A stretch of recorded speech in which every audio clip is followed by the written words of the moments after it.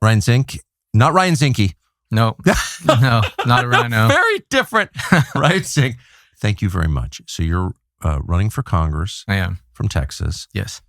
Lots of people running for Congress from Texas. The reason I thought we would all benefit from hearing your story is that you were a January 6th defendant, yes, and you went through many years of trials, both literally and figuratively, in the aftermath of that, and you've emerged as a real candidate. And so I'd just like to begin by hearing your J6 story. Why did you go to Washington on January 6th, and what happened? So I guess to like summarize, make things a little bit shorter is I was out on a break from school. I was studying media strategy, public relations, but I'd got hit by a drunk driver. And so my dad worked in sports medicine for years, and I had a lapse in my insurance coverage. So I went to Arizona to work on his congressional campaign. So he was at the time running against Ruben Gallego. Your dad? Yes.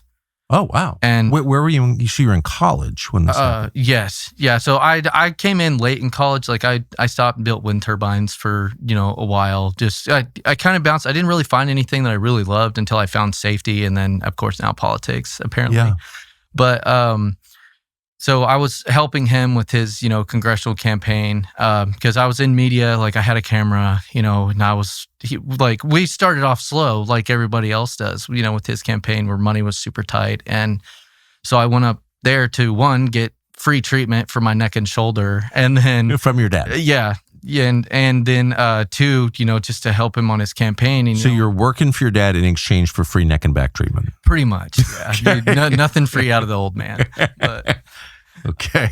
But no, I mean, it was really my first glance in politics. Like the first time that I had ever voted was the Donald Trump's first term. Yeah. Again, the only reason that I thought that was because I was like, I've seen I met Bill Clinton and in college at WT when I used to go there, and I was really weirded out by him when I met him. What about him? Creepy, soft hands, his demeanor towards the girls that were in the room in the back area, and then the way just the way he carries himself. I think it was discernment is what I think. Interesting. It was. So bad vibes would be one way to put it. Yeah, and this is like before I was like really a Christian too, like living, practicing my my life in accordance. Well, those are animal instincts, and we should never ignore them because they're accurate. Well, definitely, like looking back now and everything I've been through. Yeah, it was a stark warning. Really? To like be vigilant, be aware of what's happening around you. Interesting, huh? So, but yeah, so. Campaign trail, going out. Well, Dad, we start looking at, the votes about everything that's going on. And he tells me, he's like, hey, I think this is it. He's like, I think we're going to witness history if we go to the Capitol. I don't even want to go. I want to go home. Right. Because I've got my lovely, beautiful wife now was, waiting for me back in Texas. And I, left before Thanksgiving. And I didn't even want to go to the Capitol. And I was like, well, okay, I was like, I guess like we can do this. So I started thinking, I was like, so your dad's encouraging you to go? Yes, yeah. He wanted me to go because he wants B-roll footage. He wants him at the Capitol, in front of all the fountains, and we wanted to present like a strong unified presence in media, just like every candidate wanted to. Yeah. And so your dad believed that footage of him at the Capitol on January 6th would be good for his campaign. Yes, and not just that, but like, so obviously he wasn't planning a violent insurrection, or he wouldn't have brought you as his cameraman. No. If we were planning insurrection, I would have brought a lot more that day than just my camera. Right. No, that's But so he wasn't even actually in the best of good health at that time. Like there was a time like 6 years before that I thought I was going to lose my dad. Like we were actually like planning funerals and I'm sorry, kind of looking at stuff. So that it was a hard time, but then God healed him in that December, and he's we've been rocking and rolling ever since. But we were both like actively hurt. Like it would have been very hard pressed for us to do an insurrection that day. My neck and shoulder injuries, like my shoulder was like froze up here like this for like 6 months.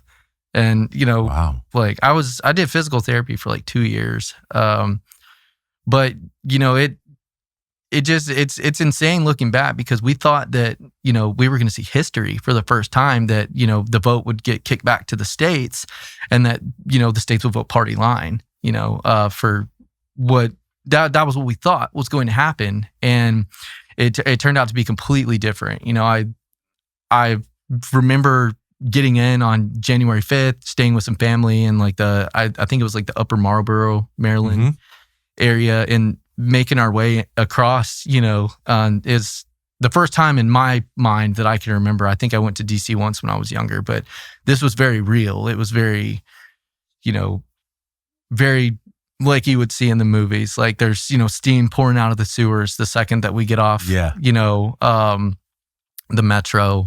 There's already like thousands of people. It's 4:00 in the morning, and there's already thousands of people like over near the Capitol. And so I'm already, taking pictures, and this will be relevant later as well. But it's crazy to step off the metro, and that early in the morning, there's thousands of people already at the Capitol, all along, headed up towards the Washington Monument where President Trump was going to be speaking. And then that was pretty much like, where we started the day. Went in there, I saw Diamond and Silk for the first time walking through. And remember, I'm still not very political at this point. Like, I believe that there's a lot that's going on with elections that we're being lied to about, but I don't see it in the capacity that I see it today. I'm basically there for, a free trip with my dad to Washington, D.C., to hang out for a little bit, get some B-roll footage and go home. And then, so I don't get to go in to where the president is speaking because Secret Service. I have a laptop, I have a camera, I have SD cards, I have multiple lenses, I have a tripod, I have all this stuff. And Secret Service is like, you can't, we're not allowing anyone else with bags into this area that we're going in. And so I never got to hear Trump speak at all. Like, I was had made my way up to the Capitol. We stopped and had lunch at a building that I would get to know very well, 333 Constitution Avenue, the courthouse where I was later convicted at. And, we ate lunch over there and then made our way all the way down to the Capitol. My dad did an interview with the Epic Times. We spent a good portion, like we had to go sit down after this, and then made our way over to the east side of the building where I remained for only a few moments up until everything happened. And then sat down, talked to Samoans for Trump, anti-communist party for Trump, just real, gross people, who've, escaped, horrors that we see with communism, talking about like things that Trump is doing versus like where they came from. And then we get to where things start rolling for the day. It's before the objection of Ted Cruz and the representative from Arizona. And then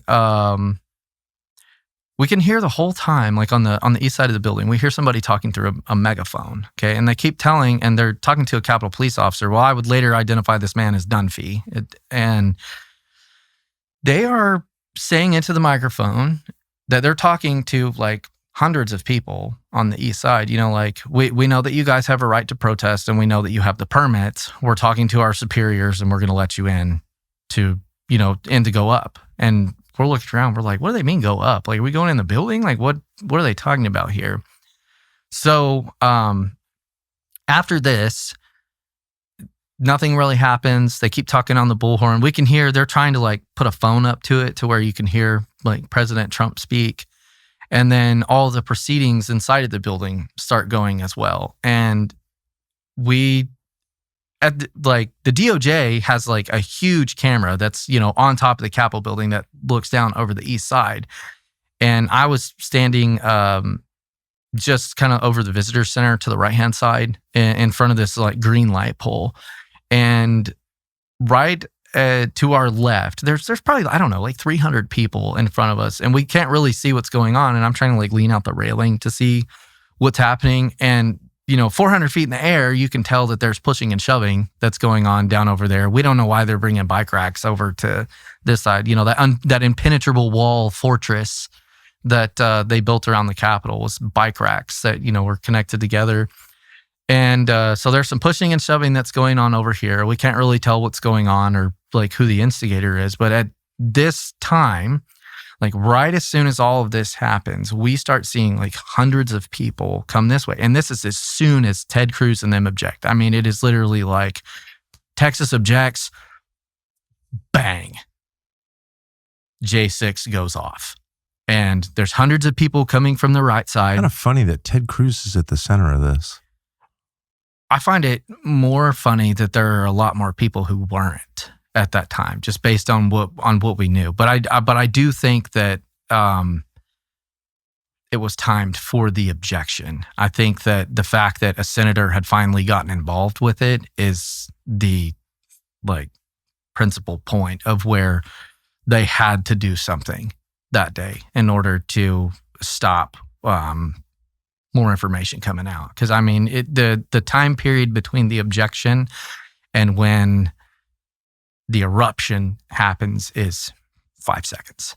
Really? Yes. February is the perfect month to get cozy because it's chilly outside. Our partners at Cozy Earth understand this, and they're helping Americans everywhere stay toasty throughout the frigid winter. We hope you're seated because this detail may shock you. Cozy Earth offers bamboo pajamas. Lightweight, shockingly soft, these pajamas are a true upgrade. They sleep cooler than cotton. Plus, they're made out of bamboo. That is just wild and awesome. From pajamas and blankets to towels and sheets, Cozy Earth is something unusual and great for everybody, and it's entirely risk-free. You get a 100-night sleep trial, 10-year warranty. There's no downside that we can see. So share love this February. Wrap yourself or someone you care for in comfort that feels special. Bamboo pajamas! Visit CozyEarth.com. Use the code Tucker for 20% off. That's code Tucker for up to 20% off. And if you get a post-purchase survey, make certain to mention you heard about Cozy Earth from us. So what'd the eruption look like from your perspective? So from my perspective, so I'm right on the railing. I see a couple hundred people coming this way. They're already past police officers. They're inside of the area, which were not properly they always say like, oh, there were signs around the Capitol that day. There wasn't. If you go back and you look at, I hate to say her name, but Pam Hemphill's video where she's walking through, she's behind the police line in front of where we are at the time. And there's no signs up. Well, I have a picture of what the sign is actually supposed to look like in order to cordon off that area so that people, the general public who has no idea what this area is in front of them, they'll claim, state of mind that we did because it was an area. But whenever you see police opening barricades, so there was an officer that testified against me that was waving people through the barricades. I'll show you the video. And he was waving people through.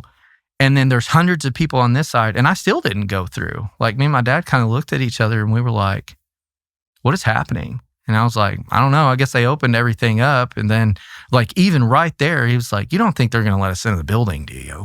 And I was like, I wouldn't think so. I was like, there's like proceedings going on inside. I was like, maybe this is, the area that the protests have the permits for. So we make our way up. I'm talking, I'm saying stuff like I'm an American. I have the First Amendment.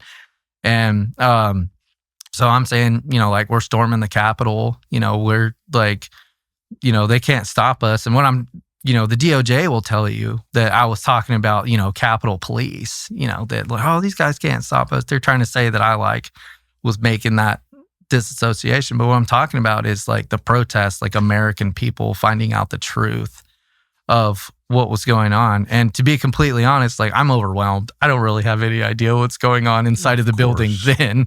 Like, how much do you actually know until you get to spend like an engrossed amount of time, like the last 5 years that I've spent about what goes on in that building. I've watched so many videos from January 6th and I have no idea what's going on even now. I mean, it's chaos. It's impossible in the moment to know what's going on. And, to be like a very like junior journalist, like the only thing that I've covered at this point is like football games for a Big 12 university, and a couple basketball games here and there. Wrote some articles for a magazine. Like, I'm doing the journalist thing, but I'm not in school from my injuries. And then this is when things start to get weird. Okay, so what happens is, and I'll brush through this part, but this is very critical because I did send you the evidence of this stuff last night. So the police stop everybody at the base of the stairs in front of the Columbus doors, and then they just open it up. So we're like, a couple hundred people back. We can't really hear what's going on. And they just open up the stairs, turn around, and go stand in front of the Columbus doors. So we go up onto the east side porch because I'm like, dude, this is going to be some great footage. That's what I keep thinking. I'm like, this is going to be memorable. Like, this is something that people are going to talk about. If I had only known, it's just how much they were going to talk about it. You did underestimate it a bit. Police are actively letting people into the area. But it gets worse for my case, because then I go up onto the porch. Well, then the first person that I see, like the actual first violence engagement that I saw for the day, the literal tip of the spear, everybody says that it was the West Side. It's not. It's Hunter Allen Emke. Is as far as I've come to know, that he's an Antifa member from California. I videotaped him jump up onto the ledge of the windows next to the Columbus doors, and he begins punching and kicking out those windows. Well, there are people up there that are all dressed pretty similar. Now, wait a second, Ryan. Why would an Antifa member from California be protesting a stolen election on Trump's behalf? That's a great question. And it just doesn't make sense. I got called a conspiracy theorist by my judge for even mentioning this fact. Right. So, I believe that there were people in the crowd that day. I believe that Bobby Powell, rest in peace, Bobby. I believe that he also captured federal agents that day near that window that were telling people to go in the building. But we don't have any. Of course. And tell us who Bobby Powell was. Bobby Powell was an independent journalist who he testified in my case. He was press that was there that day just to take videos. He was never arrested, anything, but he mysteriously, after he started releasing and talking about all of the footage that he had of these federal agents, succumbed to multiple heart attacks and then eventually passed away from one of those. He didn't kill himself like some of the Capitol Hill police officers. No, he didn't. And Bobby was a Marine. He was a very strong-willed man, and there's not a chance that he would have ever taken his own life. Yeah. Well, you could say that about others who supposedly killed themselves too. Mm-hmm. Just a fact. Sorry. I'm sick of this. I am too. Yeah. I'm just for the record, I'm very mentally sound and I have no plans to harm myself after this interview either.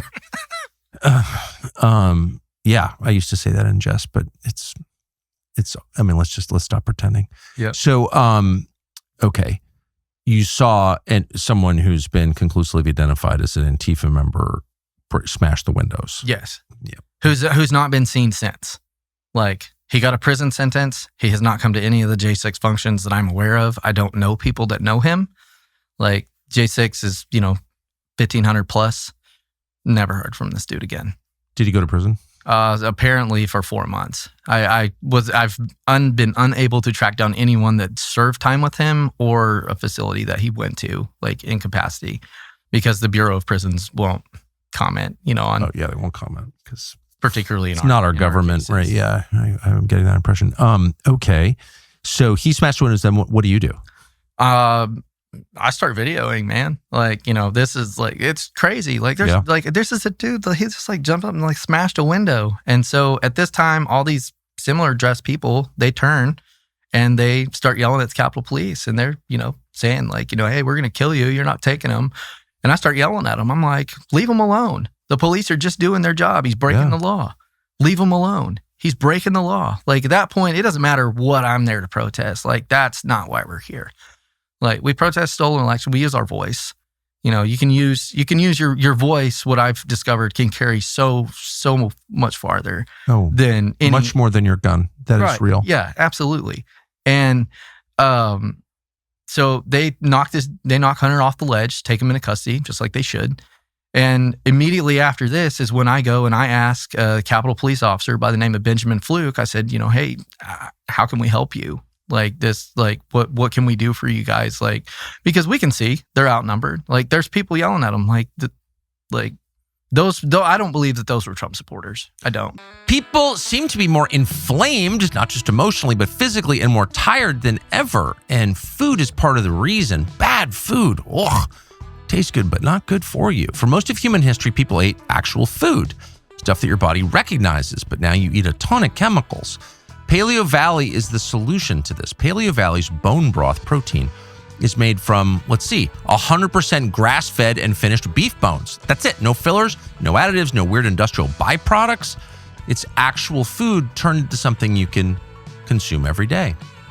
Most people use it the way we do. You blend it into a smoothie or coffee. The chocolate flavor is top tier. It actually tastes awesome.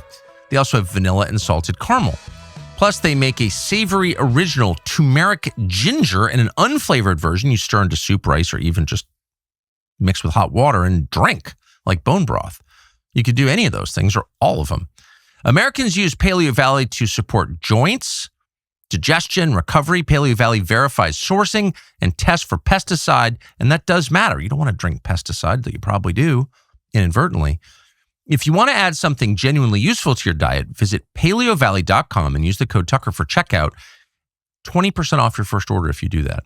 That's paleovalley.com, code Tucker for 20% off. May I ask, so the Antifa member on the ledge who smashes the windows, you said people dressed in the same way came to his defense? People dressed in like all black. Like when you go and you look at the video and you hear the voices, you can tell that there's a different tone with these dudes. And so as I've studied, footage from other areas of the Capitol over the last 5 years too, you can kind of see some similarities in the way that people dress. There's also wristbands that have been identified on certain people too, that we think that was an identifying marker for different groups that were there to cause problems. So have any of them been identified, or they're all masked? No. And then it really doesn't help that the Department of Justice was paying, the sedition hunters, $100,000 to use artificial intelligence to identify January 6ers that they couldn't do because it breaks the law and the way that they're going out and gathering evidence. So they paid, this independent group of leftist Trump haters to come and identify us. And then they were paying them per arrest on top. But that's another area. But they hired Antifa bounty hunters to hunt down Trump voters. Yeah. Got it. Okay. And then Ray Epps, that whole deal, why did the DOJ protect him when they came after everybody else? Did you see Ray Epps there? No, I may have just in the periphery, when I was walking through the West Side to leave later in the afternoon, but I never saw him. I keep stepping on your story. My apologies. So you see the window smash, people flow into the building, you're taking video. What happens then? So I asked Benjamin Fluke, I was like, what can we do to help you? And instead of saying, you need to leave, you're not supposed to be here, anything like that, he tells me, stay on the porch and take pictures of them. And that's in my transcripts. He actively admits that not only did he deputize me to stay up there to assist them with people that getting video to people that are attacking them. He doesn't, he's not asking me to leave. So I do that. I stay up there with my dad. My dad gives his business card. He has his congressional cards. He's where I'm at now. He has a house number. He has FEC filings. We're in this. The election's coming up. We're running for Congress with him, and we give that business card out. And this is when one of the worst parts of January 6th happens. Shortly after this, we're up there. I'd say probably about 40 minutes is the total length of my Capitol day, at least being on the porch. So those police officers, we're talking to them. I'm listening to the radio that one of them has. It's up here. I misspoke at the time because it was really hard to hear radio traffic, but I'm saying things like, there are people inside of the Capitol. There's a fire inside. I'm posting all of this on Facebook, and I'm trying to stay neutral from this point forward, because basically everything, it turned on a dime. We went from a protest to what is this? And so I'm talking to those officers, and then Ashley Babbitt is murdered by Michael Byrd. And we can hear the shots inside of the building from where we are. And there's a video. So all of the Capitol police officers that testified against me, Officer Fluke, Officer Mooney, and the officer who was seen on film waving people through, I cannot remember his name right now. But they all testified that at no point did the Capitol Police take me and my father behind their police line where they were holding Hunter because we were working with them. Well, now I have that video in my possession. That camera was not allowed to be viewed before it went to trial. And the video that I sent your team last night is the literal perjury of all three of my federal witnesses in my case that stated that I was not there to assist police at that time and that I was not working with them because there's an officer that comes over. He separates us from protesters in the gear that I was talking about and says like, hey, these guys are with us. He's running for Congress. This is his son. He's been helping document if people attack us. And he says, so they originally, they think that the shooting is like down on the lower level. They don't know, where it is in the building. And so they take us and we go like right into the corner of the Columbus doors. Well, all of a sudden, the 20,000-pound doors that have to be remotely opened from inside of the United States Capitol by pushing a button open. They open the Columbus doors. And there are people that are coming in and out of those doors. And it is at this is the point of the day where the officer that we've been talking to that was never identified by the Department of Justice, they refused to identify this individual along with the other 5 or 6 police officers that were on the porch. I just got the 3 that testified against me when I had multiple additional witnesses that I could have called that wore a badge that would have said like, no, they were helping us. But at this point is when we see like the first like remnants of the battle that's going on either inside of the Capitol, because I don't necessarily know where this officer came from. I haven't been able to identify him because they won't give us the cameras of the porch. And so he comes out, he's injured. He's holding his shoulder. He's got mace all over his face. And Dad works in sports medicine and he just takes one look at him and he's like, that guy needs medical help. So Dad tries to help him. He declines help, but he has mace all over his eyes. And so I'm reaching through my bag trying to get out water to let him rinse his eyes out. And then at that point, this is like the last interaction that we have with pretty much anyone for the day, is because at that point, that's when Muriel Bowser declares that there's going to be a curfew that comes in. So we can hear it on the radio of the guy, the police officer, Capitol police officer that's standing there. And so he says, hey, we appreciate all of your help. Things are getting really crazy on the other side. It'd probably be a good idea for y'all to leave. We say, okay. That guy refuses treatment one more time. He's rinsing his eyes out. I asked my dad, I was like, hey, I want to put the big lens on. I want to stand on this pillar over here and I want to take pictures inside and see what's going on. And that's the first time that day that you can actually see people like pushing and shoving with like a Capitol police officer. At least from our perspective. Now, if you have the big high camera and you can look over, like you can see that there was some in front of us that we couldn't see. I'm 5'8", 200 pounds. And I'm not the tallest guy in the world. So I can't see over a lot of people. So then we leave, we go back around. I take some pictures by the bike racks where what I think is blood is on the ground, but I'm not sure. It could have been a spilled drink. Like it could have been like anything where the bike racks were, and we start making our way around. And then I see Jacob Chansley, which we all came to know as the QAnon shaman. I saw him on the steps of the Senate side, and we make our way around to the west. And this is when it hits, and it's like, this is going to be talked about forever, because the sea of people that were out there, just thousands and thousands of people that are on that side. We have we're on the east side, sheltered in a tiny little corner.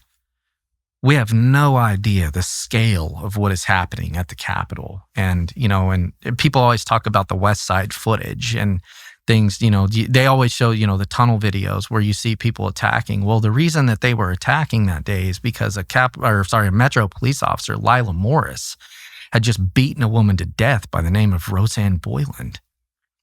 And that's what they were reacting to. And so as we're making our way around to go get onto the metro. The closest metro was directly across the west back towards the other side. So we made a beeline through the crowd. Can I say, so are you allowed to beat people to death in this country?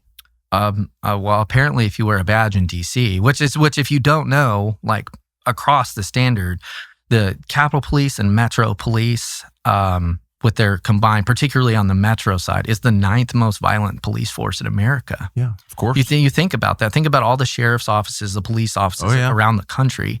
They're the 9th most violent police force. They always had the highest accidental discharge rate for their handguns too. Yeah, which, amazing that it didn't happen that day. So that was my J6 day. Like outside of saying things like we're storming the Capitol, like, do you hear us? Like words outside of a building. I never went inside the building. I never assaulted anybody. I never broke anything.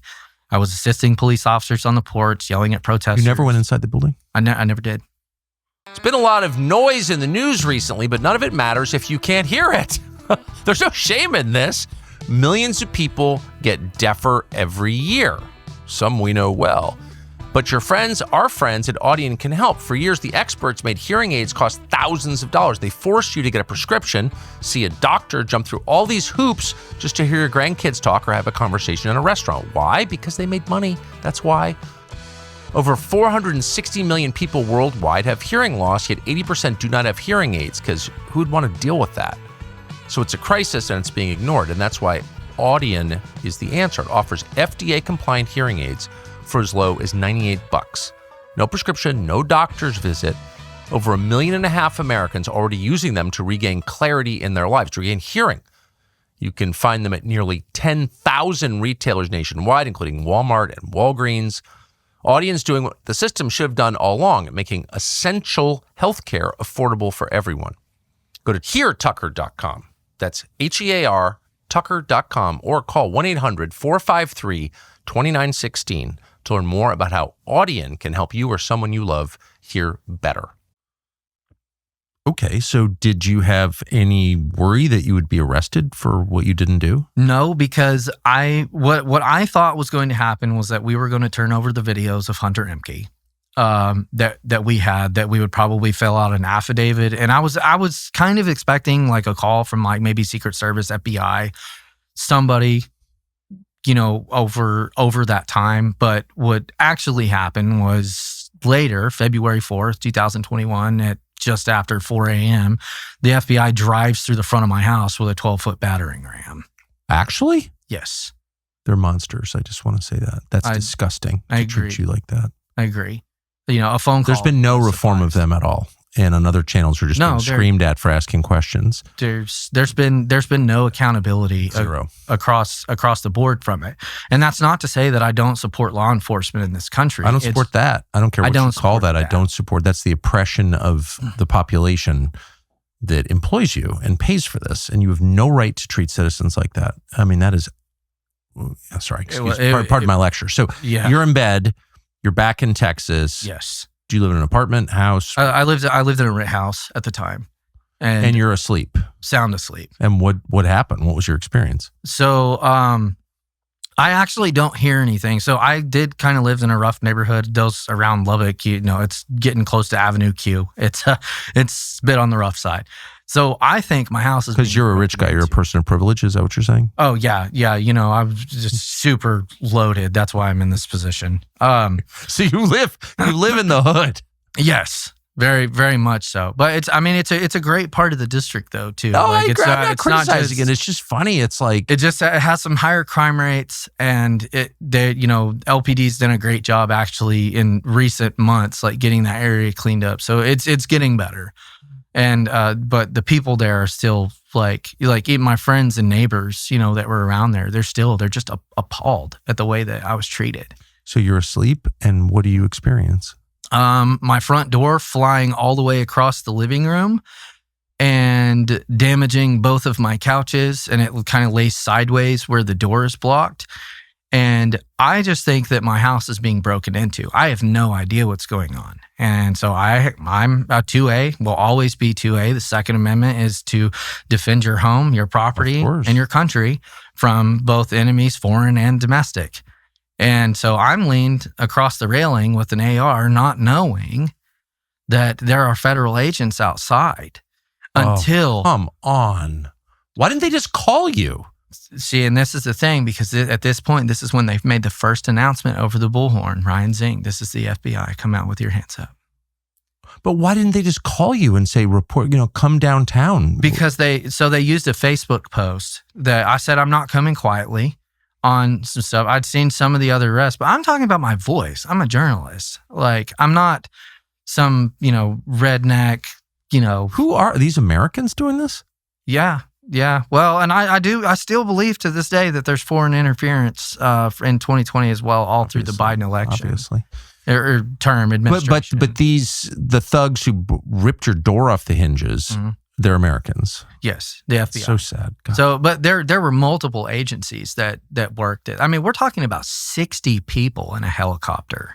Actually? Yes. And you never went inside the building? They shut down the blocks around my house for fear that I was going to run. Like, where am I going to go? Where federal agents in the back? This is what happens when you murder Americans and and Lindsey Graham applauds and everyone bipartisan applause for killing Americans. I'm just going to say it. I thought that about the ICE killings. I'm totally opposed to mass migration. They should deport every illegal. I really believe that. They're destroying this country. However, it's not a small thing to shoot an American in the throat. It's just not. And you can't just blow past it because if they treat some liberal lesbian chick that way, they're going to treat you that way at some point. That's what I think. Yeah. And we have to look at those individually across the scale. It's individual actions. Don't show brutality to Americans. That's how I feel. Like, why wouldn't I feel that way? Yeah. Sorry, I don't know why I'm out of control. Okay. So you've got an AR. God bless you. And then what happens? They make the announcement, and I dropped it quick because if any one of those guys had come around the corner, I wouldn't be here. No. Oh, you'd be like riddled Swiss cheese. You'd be like the guy who predicted 9/11. Yeah. Or you'd be like the guy who showed up at Comet Pizza at the wrong time. Yeah. Yeah, and he was just shot to death in a traffic stop 2 weeks ago, as you may have seen.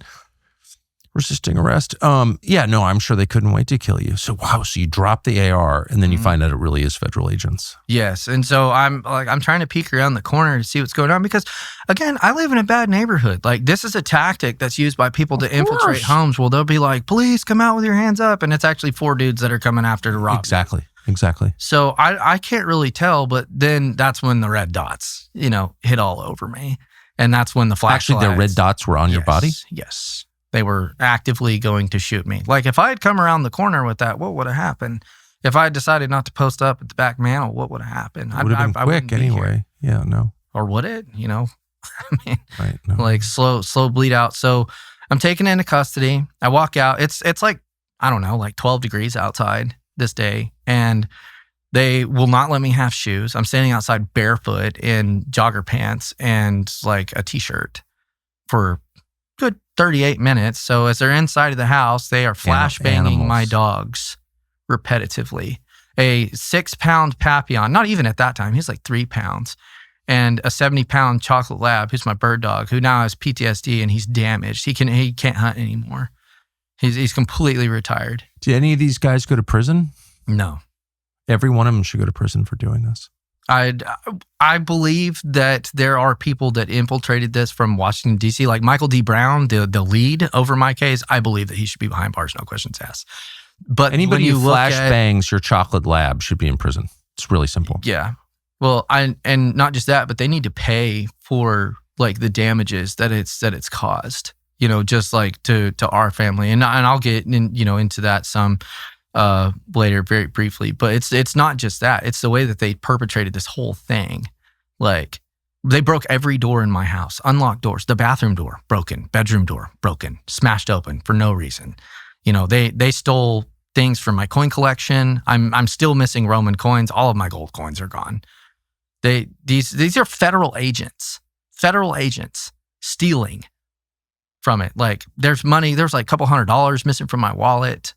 The federal agents doing this. How does that? I wouldn't I'm not leaving the United States, period. I'm going to die here. But I wouldn't judge you if you said, I'm out, I'm going to El Salvador, I'm going to a civilized country. I'm not. Clearly you're not, and I respect that. But I also wouldn't judge you if you said, I can't live in a place like this. This is too scary. I'm not. I'm here for the long run. Good. I'm Texan by birth. We're going to fight, I promise. Good. And, so all that happens. I go to Lubbock County Jail. As I'm leaving, so they try to unlock my phone. They didn't have a warrant for my phone at first. They're trying to unlock it with my face. Michael D. Brown. There's a difference in those characters. Not much in morality causes though. But they tell me, like, do you know why we're here? And I'm like, I'm guessing this has something to do with the Capitol. I'm not saying anything else. You're not my friends. Blah blah blah. So the Lubbock police officer from LPD pulls over after I'm taken into custody, shuts off all of his cameras, body camera, video camera, everything, and says, we wanted to do this a different way. What happened to you today? We were threatened that if we interfered in any way, that they would strip our badge and take us right down to the jail with you, because you had multiple people from this department that know you that told them all you have to do is make a phone call. Yeah. And so that happens. Force this. Yeah. So that happened. So the next, couple weeks, I'm at Lubbock County Jail. Everyone was very nice there, except for this one, like super lesbian chick that was there that was always in a bad mood. And, I still talk to some of these corrections officers that I see them, and I pass them on the street now that my case has been dismissed and I have my pardon. They're always like, it was really crazy for us to see you there because it was obvious that you didn't belong. And, so this is where the diesel therapy starts. So this is a common tactic. All J6ers went through this in some form or another.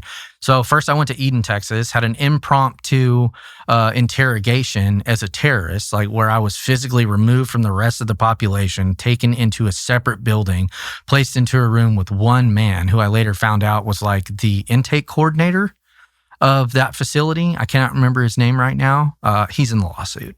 So we'll be seeing more about that to come.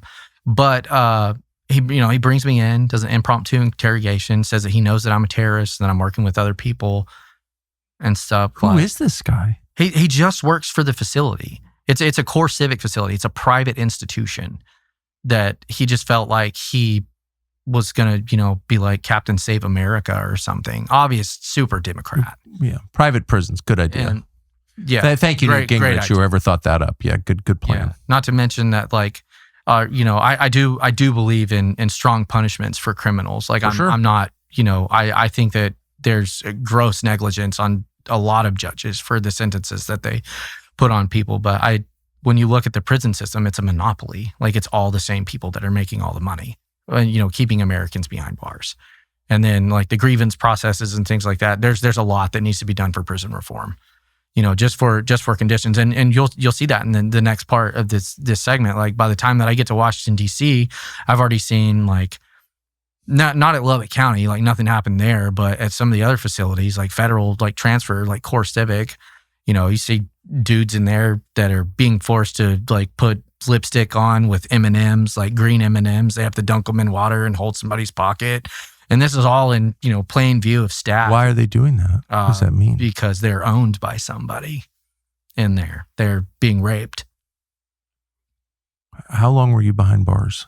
So 84 days is about what I did for the whole thing. I'm one of the lucky J6ers for all that doesn't seem lucky to me.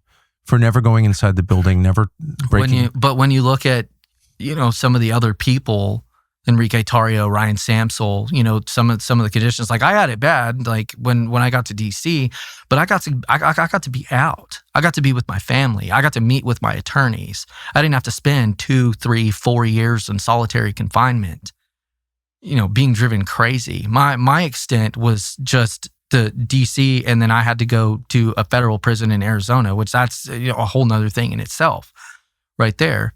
My worst part of my journey was, it will always be the 2 miscarriages.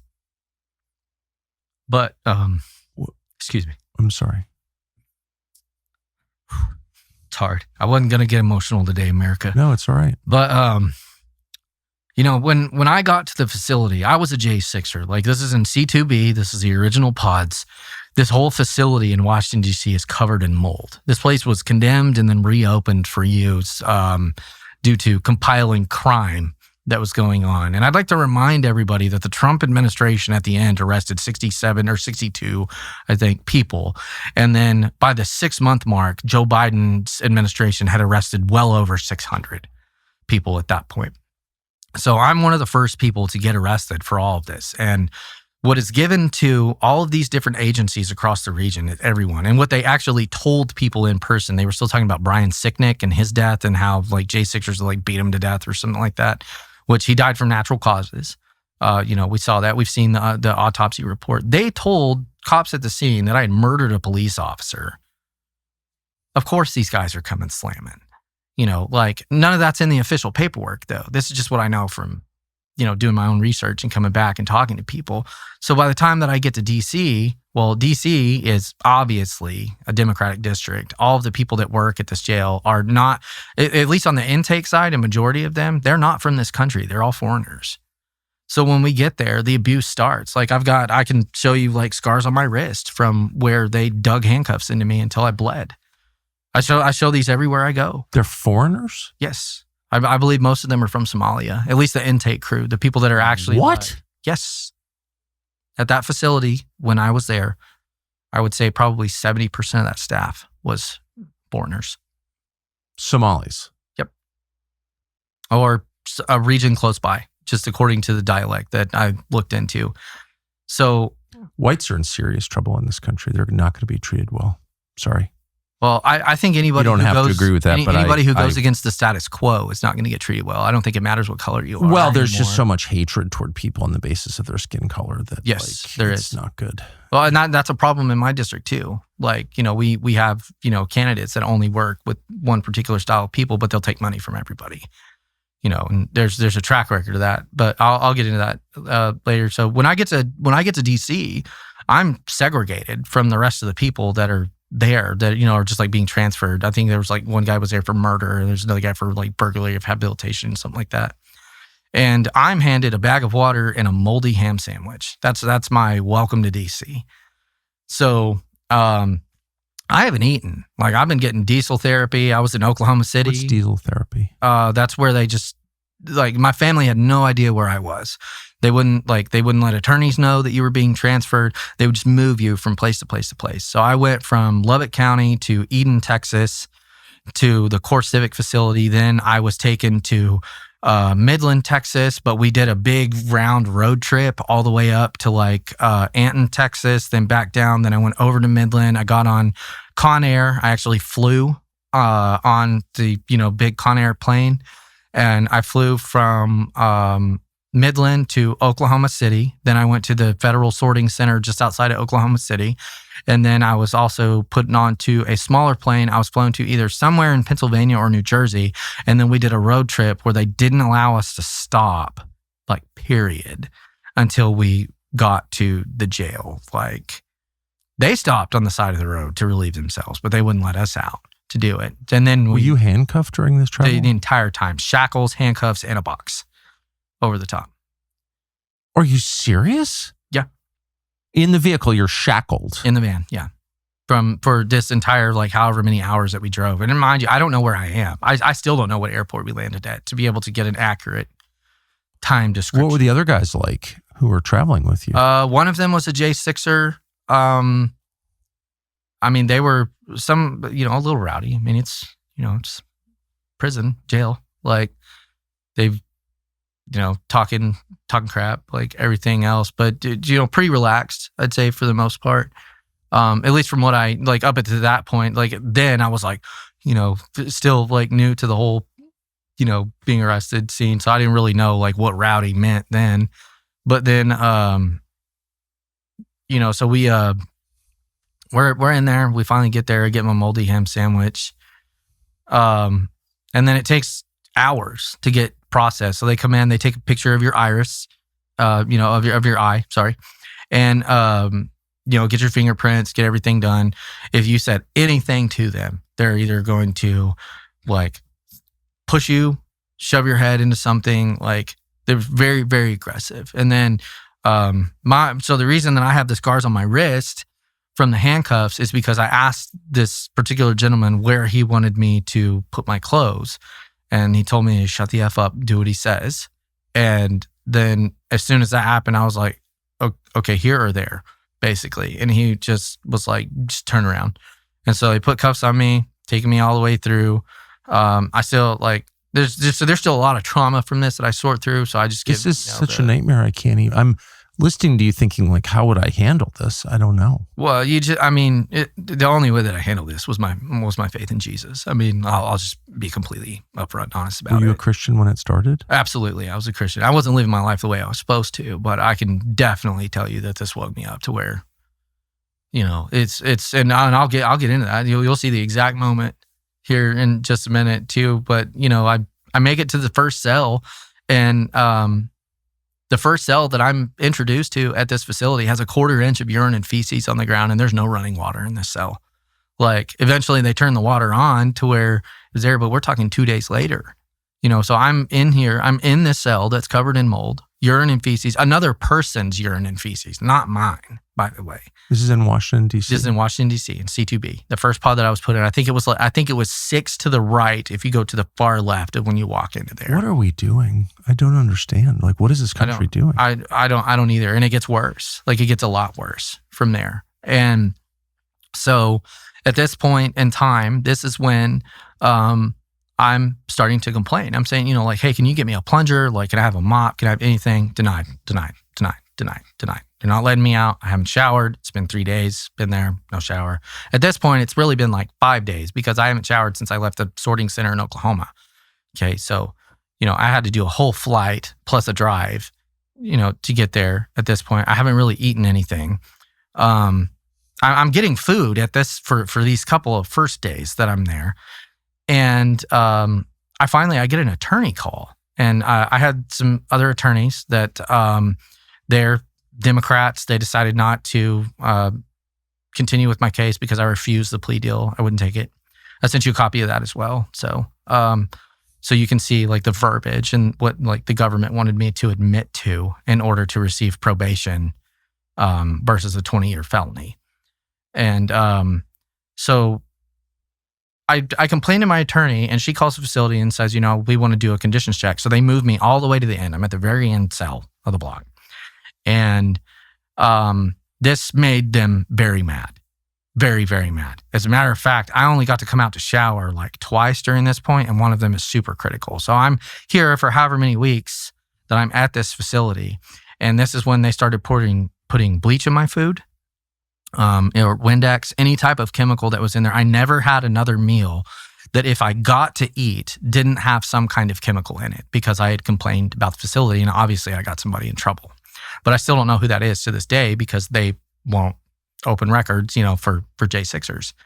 So I asked for a Bible every single day that I was there, which is why I carry mine with me everywhere I go, brought it here to the studio today. That I was allowed to have a book. So this is the only thing that I had in solitary confinement the entire time that I was there. It was an 8th grade level reading book about a slave owner who falls in love with a slave, cheats on his wife, and runs away to the north with her. Perfect reading for an 8th grade, school, I guess, in Washington, D.C. And so I'm sitting in my cell. I'm losing lots of weight. Like I don't have a cup to drink out of. I'm drinking out of the bag that my soap came in. I'm very sick. I'm rinsing out like rice and trying to rinse off, like they would give us boiled eggs. And then when they would deliver my food, they would, bring it in like the little styrofoam things too. And sometimes there would just not be anything in there. So I would go for days on end without eating, or I would have, rice and a piece of ham that's completely soaked in bleach that I have to stick inside of my socks and start wringing it out, just to be able to have some sustenance. And it like I'm having all kinds of stomach issues. I'm losing weight very, very, very rapidly at this point. And I'm getting very sick. Well, then one day they let me out for a shower, and of course somebody goes in my cell, and I'm thinking, they're probably just doing an inspection or something like that. Well, what had actually happened was they tried to kill me. They went in and they placed raw pieces of chicken inside of my water line to where I would turn on the faucet and the water would come out and it would go past the raw pieces of chicken. And I didn't figure this out for I don't really know when, like how many days it was, because I had like no sense of time, because I didn't have a tablet. I didn't have anything that other prisoners were allowed to be afforded, because I was all the way at the end. And the only way that I knew this was because I was drinking out of that bag that my soap came in, and a little piece fell out.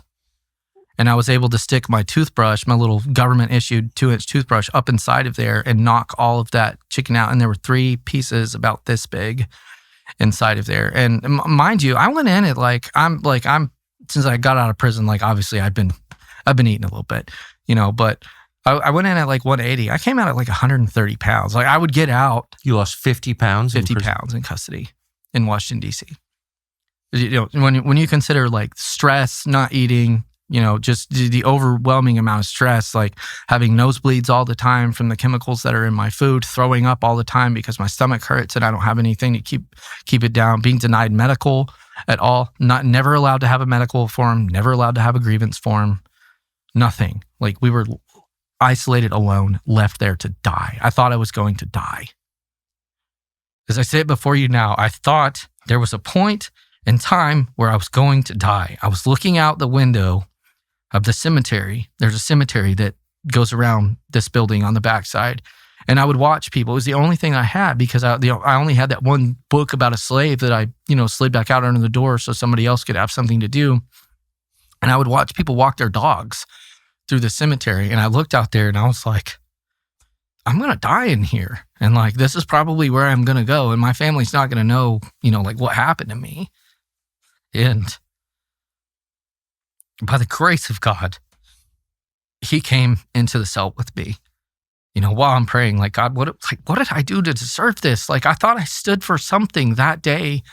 I didn't hurt anybody. I didn't damage anything. Like, I didn't do anything that would really make me deserve this. Like, why am I here? And God said very clearly, I know the path that I have for you. You'll be fine. You're going to get out of this. I'll be right there with you. Stay where I put you. Stay where I put you. Did you believe him? It was hard to at the time, but seeing the progression of where everything is gone, Tucker, he was there. He was there the whole time, and he never left me, period. And he'll never leave anybody that believes in him. No matter where you're at, I promise he'll be in the fire with you. I promise he'll be there. Man. Like, I would get out like 4 days later. The video of me protecting police officers on the East Porch would get to Judge Boasberg, and he would release me. And I was one of the first ones to get out, like out of all of this. And that's when the fight began. We started going, I was looking at decades in prison. Decades? Decades in prison.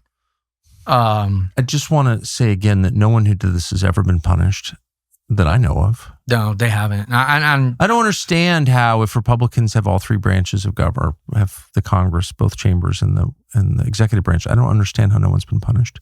Well, I can tell you it's because there's a division that's up there. A third of the people want J6ers to go to prison forever. A third of the people just want J6 to disappear, and the other third don't care. They're too focused on everything else, which, we're all going to have to answer for what we do. That's true. Yeah. That's true. Very much so. So that's basically the worst part besides the miscarriages. What did you mean when you said the miscarriages? So my wife and I, we've had 2 miscarriages during this entire process of me being arrested.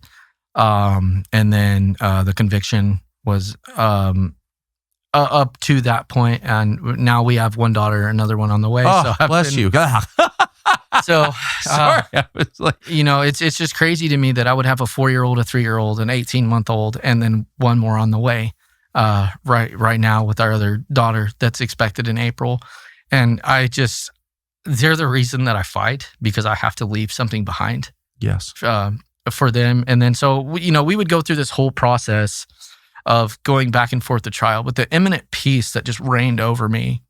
From that point, it's one of the things that, it was difficult getting convicted in DC, but, 14 Democrats, 2 Democrat prosecutors. I have, 3 federal witnesses that I can now prove perjured themselves in their testimony. I had 300 Brady violations. They refused to turn over 300 points of evidence from my camera, cell phone, and SD cards that I took for pictures on the day. All the way up into the trial, they were still saying that I had assaulted police officers, gone into the building, and was just running like ruckus that day. So we got those dismissed. September 23rd, I was convicted of the obstruction felony, 1512C2, that was overturned at the Supreme Court. I was put on stay and a motion to stay until the Supreme Court ruled on that. And then when we got to sentencing, I was only convicted of the 2 misdemeanors. And there's a very critical aspect. I sent you all the picture last night of what it was supposed to be posted outside. Well, John Nassif, another J6er, just got his, the Supreme Court didn't actually hear the case, but they made a ruling on it that said that the First Amendment application ends the second a person crosses the threshold of the United States Capitol. So if that's the case, and they made the ruling on his that the First Amendment ends, I never crossed the threshold. So we'll see what the future holds for my lawsuits against the federal government.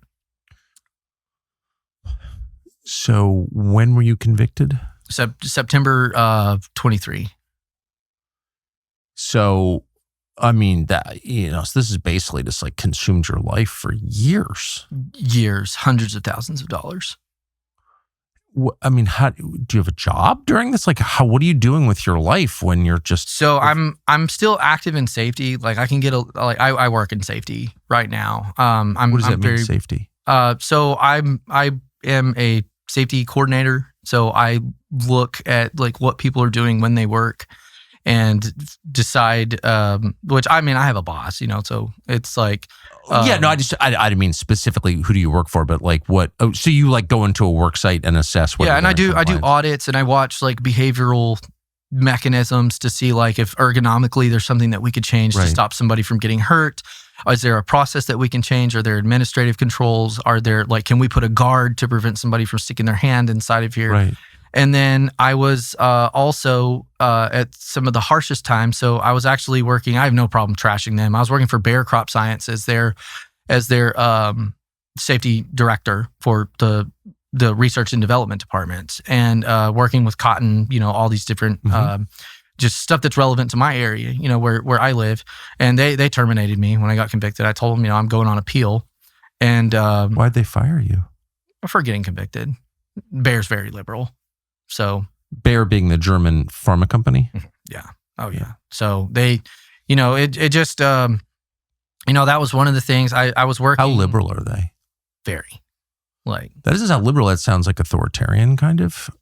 Well, when you see like all the rest of the stuff that they do around the globe, it's very easy to see which side they lean to. The red tape, bureaucratic control of like what they're spraying, the secrecy behind it. I mean, what they're spraying? Yes, like agents that are harming, farmers. Like we have, all like the chemicals that they spray are causing health issues amongst, farmers. It's not just here. This is like a global aspect. But Bayer is doing that. And yeah, so I mean, Zyklon B type stuff. What does the general public actually know about what's being sprayed? Zero. And then all of that paperwork and everything is bound up, and there's only a select group of people that can know what's being sprayed out of an airplane, 500 yards from your house on land that they're leasing. There's some real issues and some transparency issues that need to be handled, and that's one of the things that I hope to go forward with in Congress. If elected, is that. So you're saying chemtrails are not just a conspiracy theory? When you look at that. I would believe that chemtrails totally real. They've admitted it's real, but it's just funny after. And so is cloud seeding. I mean, we literally have companies that are stating that they've been successful at putting, manufactured rain in our area. Of course. No, of course. So. That's true around the world. Mm-hmm. But which if it's successful, I think they also said for 4 years that J6 was totally organic. It was not a false flag, and now we know it was a false flag. Yeah, and there's documents that came out this week that even Christopher Wray, who by the way I forgot a part. So when I was arrested, he flew to Lubbock and gave the police chief of Lubbock an award, and then he became for smashing all your doors and terrorizing your dog. Well, I mean the feds did that. So what was the effect on your family, on your wife, for example? We had a lot of problems. I think it was very scary, the fact that so my wife and I, we've never had a wedding because we couldn't. I didn't want them to label her as a domestic terrorist. If you go in and look at the Quiet Skies program, and also the way that the Patriot Act is allowed to move throughout communities, the Patriot Act, I believe, is one of the most unconstitutional acts that was ever passed after 9/11. They're literally able to quantify you. So I was labeled as a white Christian nationalist, and then a domestic terrorist. So this is the first flight. You were labeled as white and Christian, huh? Yes. Yeah. Yes. So this is the first flight that I've had that doesn't have the 4 S's at the bottom of it since February 4th, 2021. This flight here, to where I didn't get stopped at every single gate that I went through for never even going into the building. So, going back to the whole work thing, I do have to say that I did travel all across the state of Texas and speak. I would do speaking engagements too, where I would talk about J6. I had the Trump trailer. It was gifted to me by one of the GOP chairs in Amarillo, and I was selling Trump merchandise all across the state of Texas at events, 4th of July's, any place that I could find that I could post up, all while running for Congress in the last term, as well, while I'm, going through this, because no representation. There were only 2 people that actually stood up for me out of all the offices that I called, including Jody Arrington, the current, budget committee chairman and congressman for my district that's retiring. He refused to help. The 2 people. Why? Well, again, a third of them want us to go to prison forever. A third of them wanted us to, disappear, and the other third don't care. And did you ever speak to Jody Arrington? Face to face, met face to face, showed him everything that I've given you. What did he say? Nothing. Said that he wasn't getting involved. Nothing. We're all going to have to answer for how we live. We are. But I do have to give shout out to the 2 people that did. I disagree with some of the stuff that's happened. Policies are indifferent, but I have to give credibility where credibility's due. Dustin Burrows, the Speaker of the House for the state of Texas, wrote a letter to the judge. And good for him. George Santos, of course, former Congressman George Santos, wrote it in. And I love George. I talk to him, pretty regularly. I disagree with the way that some of the stuff with him was handled. It just... I never understood why George Santos, who's got a rank at the very bottom of the ranking of threats to national security. Yeah. Why George Santos went to prison. He did time in prison also, as you know. Why do they hate George Santos so much? Who, by the way, anyone who knows George Santos, impossible to hate the guy. Yeah. He's very nice. Oh, yeah. He's amazing. But just, and I don't agree with him on everything either, but I don't need to. He's a decent man. He's a nice man. But I think it's stuff like that got him. Yeah. Well, and he brought me into his office. His staff was very, very nice to me. Of course. And he looked through everything. Of course he did. And, and did, and anything that I thought was in his power to help. And, it wasn't enough. Like the GOP chairs in a couple of different counties wrote some letters. But actual elected officials, that's it. And I called every office in the state of Texas. What about your governor? Abbott doesn't care. What about Senator Ted Cruz? Cruz's office wouldn't respond. They wouldn't respond? I couldn't even get a call back. Nothing. You should have told him you're Israeli. He'd show up at your house. Of course, he'd ask for money, but... we got multiple phone calls from unavailable numbers that said, if your dad drops out of the race, we'll drop the charges. We'll give you $200,000 to drop and take the plea deal. I got phone calls all through this. Was your dad arrested? No. Interesting. Well, and that's one of the things that it's why did they target me? Was because I wasn't a Republican congressional candidate. I was just there, and your poor dad, he must have felt such guilt. No, he did. But at the end of the day, it's not his fault. No, of course it's not his fault. But and he does, and he gets real emotional about it sometimes. But the thing is that we never stopped to fight. We never stopped. All this did was make me mad. The things that I've been through. All this did was prove that our government has too much power. All this does is prove that the people of the United States of America have had their constitutional rights whittled away from them, one vote at a time. in a room of like 435 people that then goes up to the Senate, gets signed off on. That's where we're at. Because I believe that I fully believe that we are not in a battle against flesh and blood, but spiritual battle for the United States of America. And not just for that, for our world. And that's one of the biggest parts of my message of why I want to run for Congress is not just what I've been through, which was a nightmare, but it was who stood with me while I was in the fire. And that's Jesus Christ. That's my faith. There are 3 books that built this nation: the Bible, the Constitution, and the Bill of Rights. And they all 3 play off of each other. And that is my platform, because the United States was designed to be run underneath the men who have the respect for the Bible. And if you don't have that, then your oath means nothing. That's right. Any oath that somebody takes to this country, and some of the oaths in Washington, D.C., I don't think they're valid either. Like when you look at Jeb Boasberg, a Skull and Bones member, there's lots of things with him that are just ridiculous. That's my judge. And if you don't, like for the viewers, if you don't know who that judge is, that's the one that's trying to make President Trump bring back the 127 Venezuelans who were put on a plane, and he tried to make the plane turn back around. This is an unelected official. Right. Trying to dictate out of a district of the United States of America, trying to dictate exactly what a president can do, what the Supreme Court can do, what you can do. And then he's destroying lives. He's the chief judge in D.C.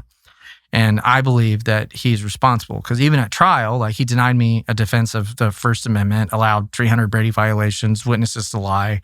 He says, like, I'll give you an example of one of the jurors that I had.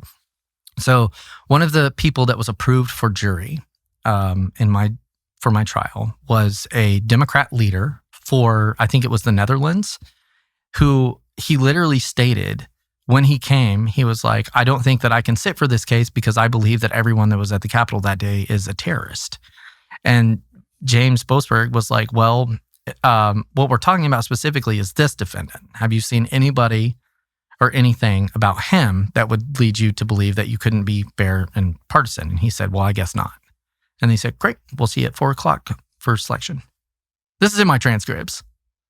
Like, that's the kind of fairness that we had. 14 Democrats, one of them cared so little about my life, he fell asleep and then never showed back up after the 3rd day. It's not a jury if you're Pierce, I think it's fair to say. Not. The other thing I notice is that people believe whatever they're told by the media. Well, absolutely. And, I really do think that mainstream leftist-leaning media is the true enemy of the people of the United States, because you can still tell a lie while telling a portion of the truth. Like if you leave out, any part that's absolutely relevantly critical, you can completely spin a story while it's true. Like what they're saying for as far as libel, slander goes, those probably don't apply. Defamation, because one portion of it is true, like they'll be fine in a courtroom, but we don't have judges that are going after them, for the way that they portray things. And I think that there should be accountability in media, but how do we do that? Did any media organization cover J6 fairly, do you think, or was it all? Jen Phillips from Lubbock gave me a fair shot. I think that Manny from Abilene gave me a fair shot. That's it. I mean, as far as like the leftist leaning, like NBC, ABC affiliates. Now, like the Epoch Times, like all the people that I talked to along the way, Diamond and Silk, like all the shows that I've been on, they've been very fair, asked some hard questions, and things that people wanted to know.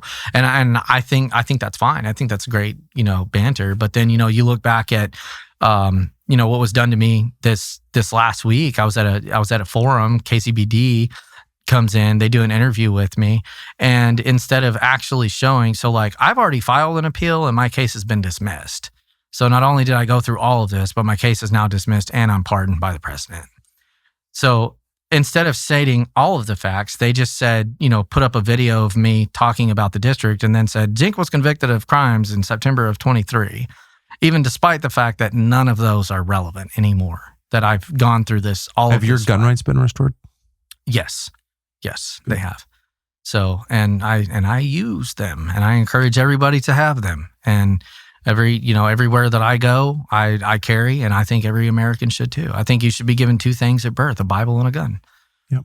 And learn to use them both accordingly, because they will be the biggest weapons that you need to fight everything in this world. Particularly more so on the Bible. But now I'm running again. So why are okay? So first of all, thank you for recounting that. Appreciate it. Yeah, man. It was an emotional. It is, man. And I coaster. try not to, but man, it's so hard. Oh, it made me emotional. Okay, why are you running for Congress? I want to make sure that West Texas stays away from Washington, D.C. politics and Austin, Texas politics.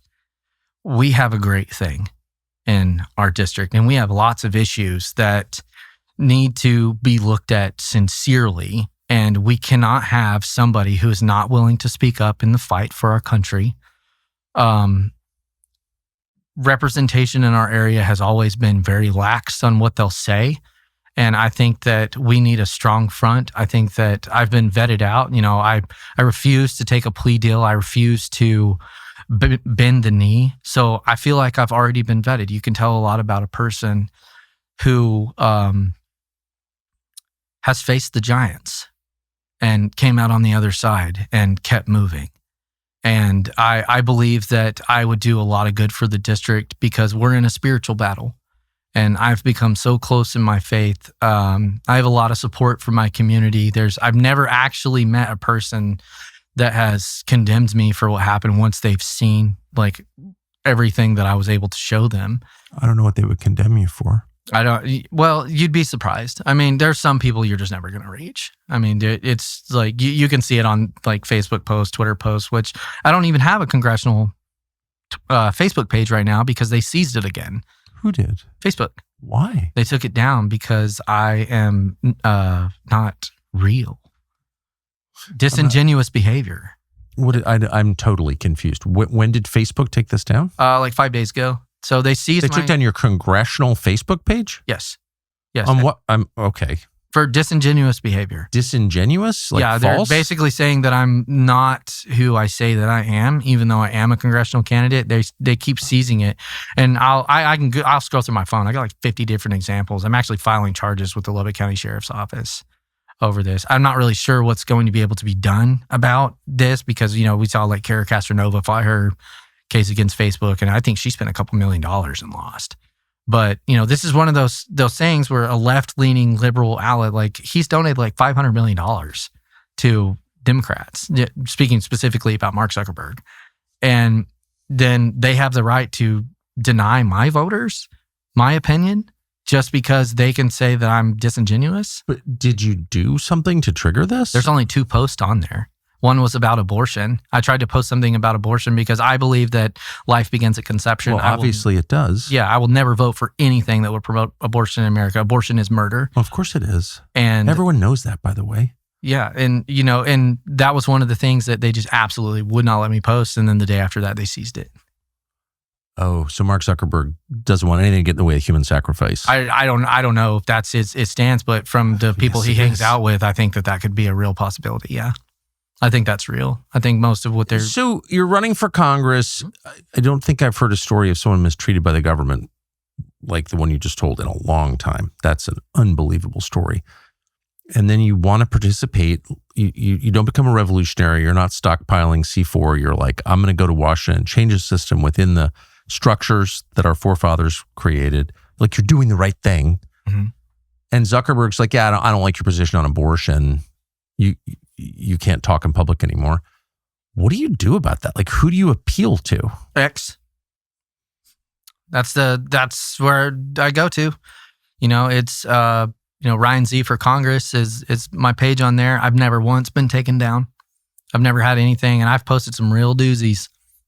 Like you have to go where the freedom is in this country, and so X, independent shows to get the truth out. But there's no one you can call if Facebook takes you down, right? Nope, there's not. There's not a phone number. There's nothing. You have to go through the appeals process. And actually, they haven't even given me an appeal process to get it back. They just seized it, took it from me. I sat across from Mark Zuckerberg at the presidential inauguration.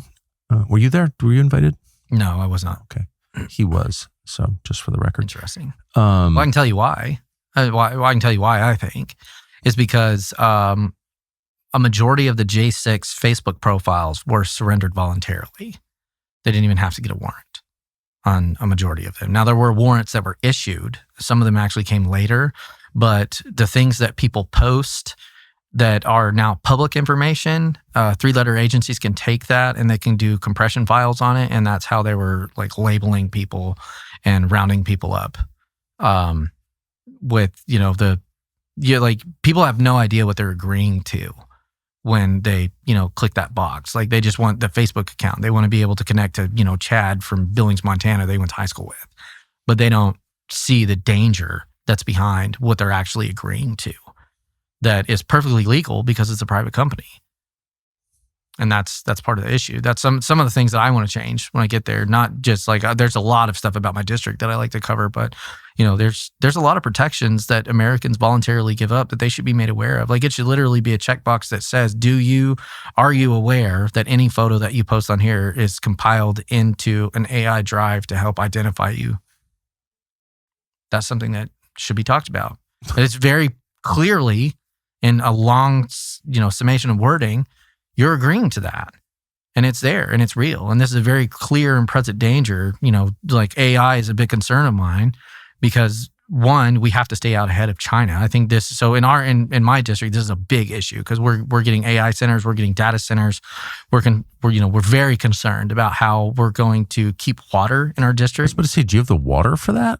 So we have the water, but for how long? When they come in, are we looking at 20 years? Are we looking at 30 years? I have proposals that I would like to see that are, we have flare gas in West Texas. It's a waste burn off gas. Yep. Atmospheric water generators would be perfect to put on there. We could offset and let them use it. Closed loop systems, I think, are going to be mostly beneficial, but they take a lot of energy. And how are we supposed to keep, we have to stay ahead of China. We have to stay ahead of Russia.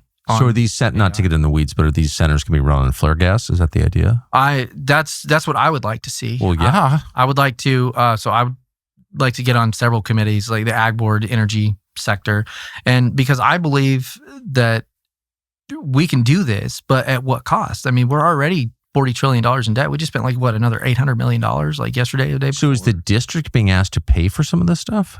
I think that. Just like anything else, they say this is not going to hurt you. This is not going to affect your electric bill. And then what do we see 3 years down the road when the funding runs out? It comes from us. Then tax rates go up, and we see. Why would citizens fund private businesses, whether it's a sports stadium or a data center? I don't understand. Like what? Well, yeah, and but you see this all the time where we get promised something. Say like wind turbines. They said that it was going to be like one of the greatest things. I built them. I built hundreds of these things. They're not ever going to pay for themselves, and this doesn't. Have you told Ben Shapiro? Because this doesn't sound like the free market to me at all. Man, maybe I should. You think he'd listen? No, I don't think he's on your. I don't think he's on your side, Ryan. But you just hear these people. The free market, capitalism.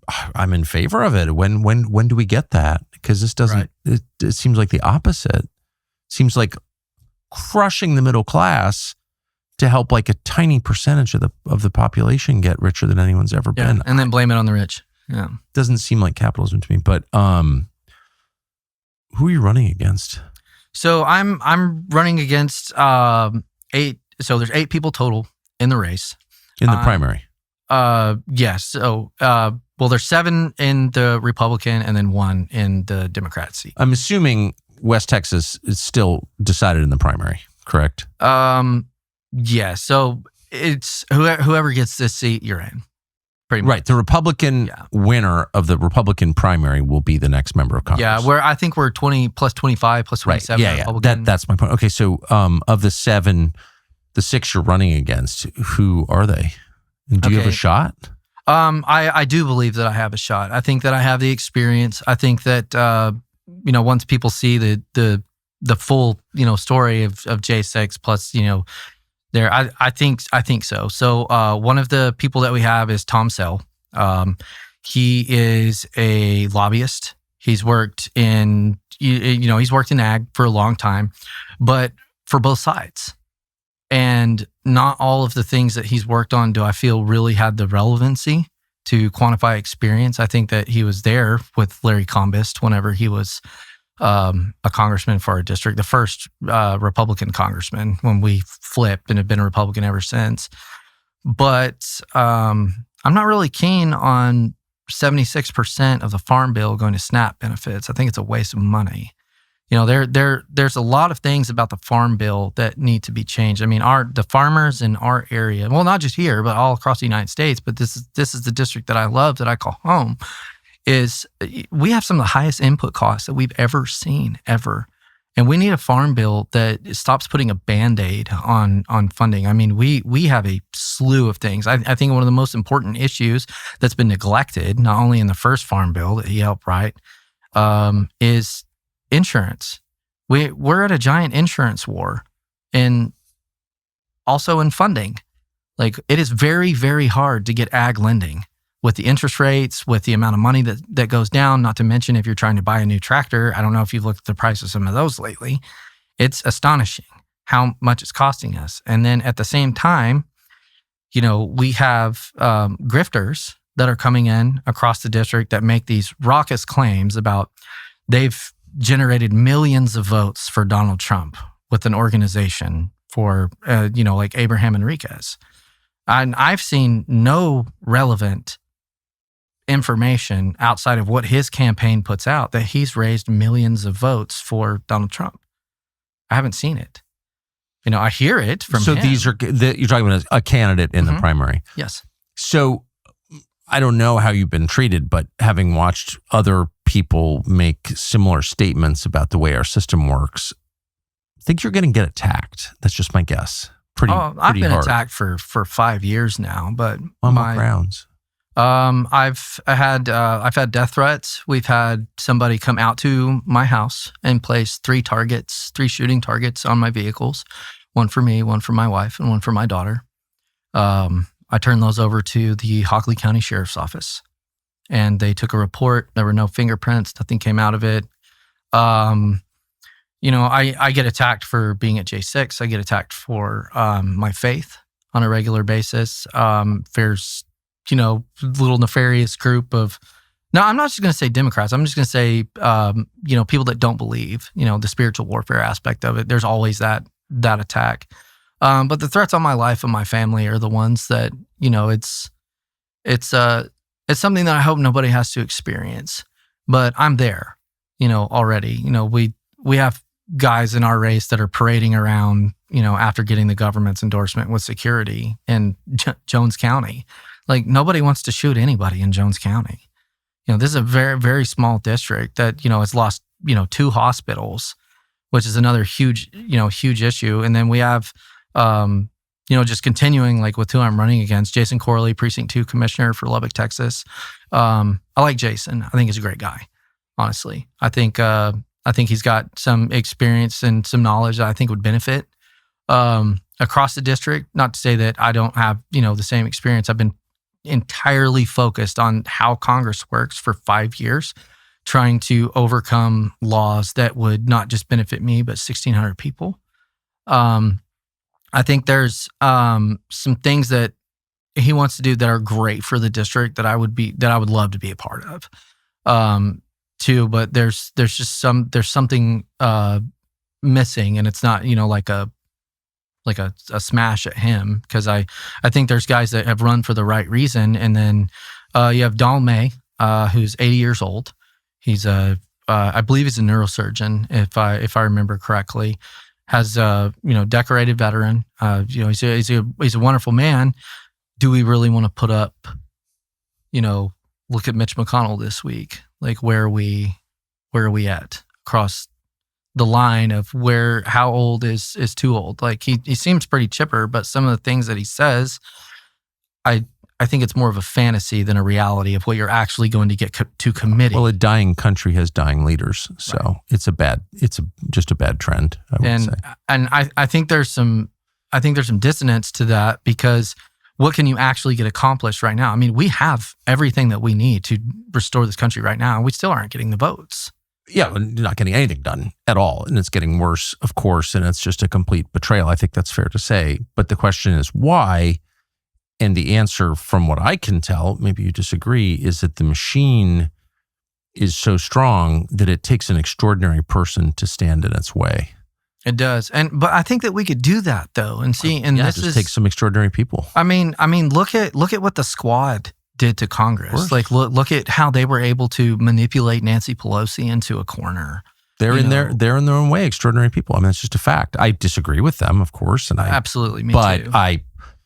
I think they're A, talented, and B, pretty brave, really. They stood against a lot of things that their leadership wanted. And I don't know. I don't want them in charge of anything. I know they put me in prison immediately if they ever took power. However, Absolutely.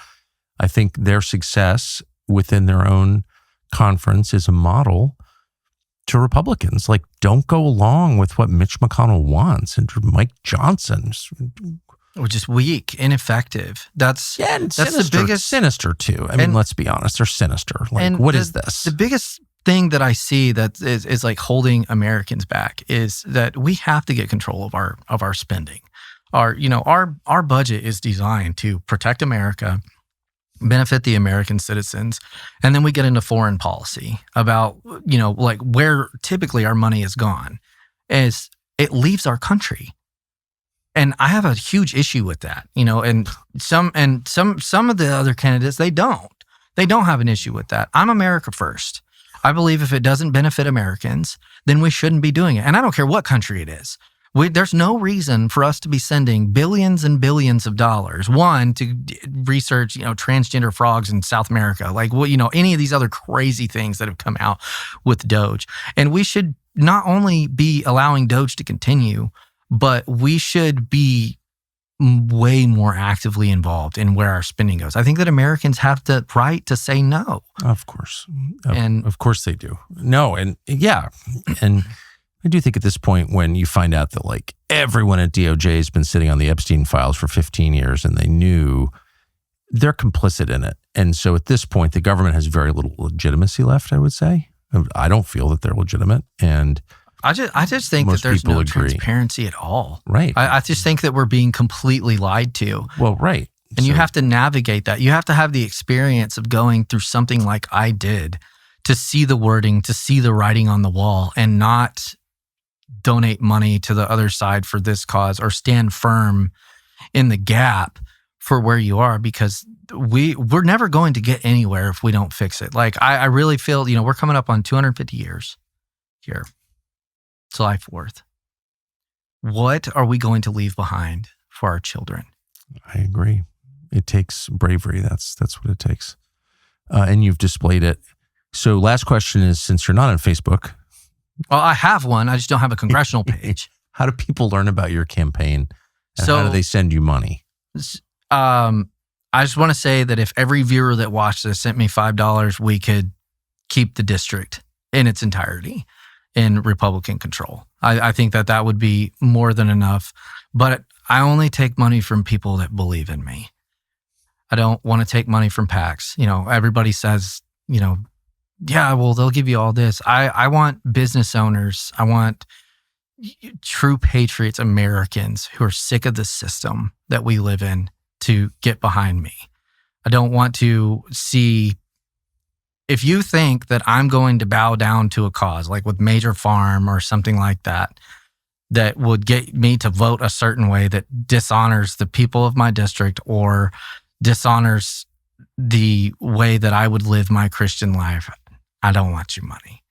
But if you want to be one of the people that believes in me, that stands up for American values, that stands up for a country that was founded on biblical principles, you can go and you can find everything about my campaign and about me at ryanzink.vote. That's RyanZink.vote. I'm on X at Ryan Z for Congress. That's the tag handle. And then Ryan Zink is my Facebook. And then I have a TikTok, but I use that more of a platform for my Bible studies. If I feel led to move, something to get a message out on there, I put that on TikTok. And that's just Ryan Z Ryan Zink for Congress on there. I appreciate you taking all this time and coming out here for this. Man, I appreciate you putting some interest in District 19. It's very hard to be in our area and get recognition, get exposure to like the needs of our community. Oh, I bet. Just for where we are, I feel like sometimes as big as we are, like it's a large district. It's over 30,000 square miles. We've got 750,000 people ish, somewhere around there.